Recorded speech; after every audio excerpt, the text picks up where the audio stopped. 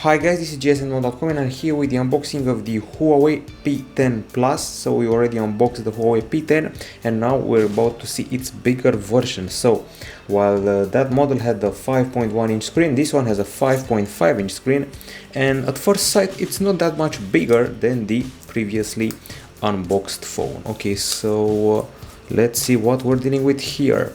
Remove it out of the plastic if possible without breaking anything major. Come on.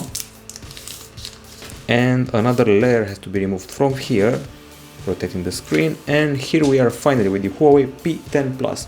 This phone was unveiled at Mobile World Congress 2017, just like the P10, and it represents a new generation of flagship with dual camera with Leica technology, and also this one has a superior camera, at least superior aperture. And as far as the price is concerned, it's around 800 euros or so for the 128GB version and 699 euros for the 64GB version. Basically, it's about $750 or $850 or so. So this is the P10 Plus, and let's have a look inside its box. We seem to be getting the same setup here with a box that opens up. It has a bit of magnets here, and here we find the metal key used to access the slots and the manual. We don't seem to be getting any case this time, unlike the smaller unit. Once again, we find the USB Type-C cable here, and also a pair of headphones which have remained unchanged ever since the Huawei P8H, which has been quite a while, actually 2 years, maybe 3. And finally, the charger with Huawei Supercharge. I have good expectations from it after seeing the charger of the P10 in action.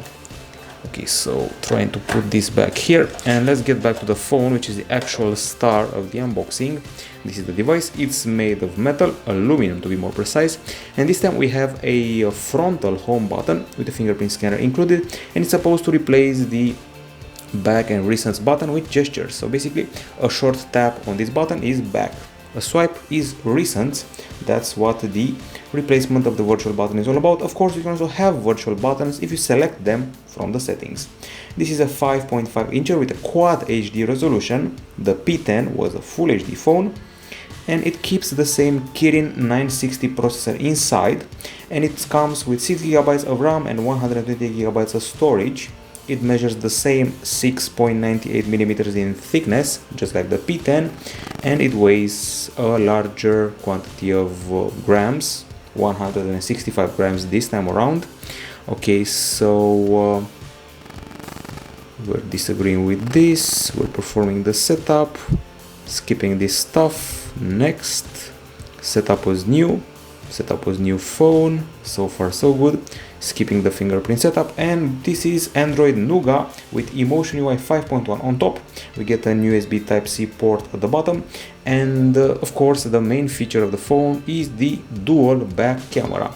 It uses Leica technology, and unlike the P10 that has Sumarit lenses, this one has Sumilux lenses, and instead of the f2.2 aperture of the P10, we actually have f1.8 aperture, so expect brighter photos.